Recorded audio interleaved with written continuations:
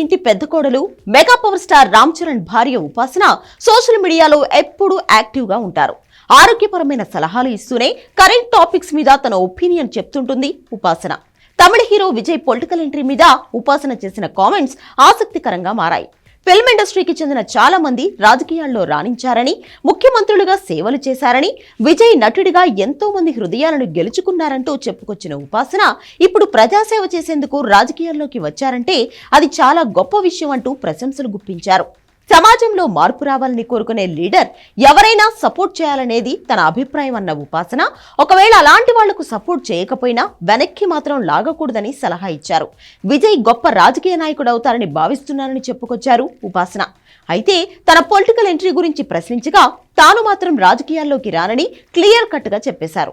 మార్పు తీసుకువచ్చే నాయకుడికి మద్దతిస్తానని అన్నారు. తాను తెలుగు, తమిళ సినిమాలను సబ్ టైటిల్స్ తో చూస్తానని, ఈ మధ్య అలా చాలా చిత్రాలను చూసి ఎంజాయ్ చేశానని చెప్పింది ఉపాసన. ఈ ఏడాది రానున్న గేమ్ చేంజర్ ఇండియన్ 2 కోసం ఆసక్తిగా ఎదురు చూస్తున్నానని, గేమ్ చేంజర్ షూటింగ్ సమయంలోనే తమకు పాప పుట్టిందని, అందుకే ఆ చిత్రం ఎంతో ప్రత్యేకమంటూ మురిసిపోయింది.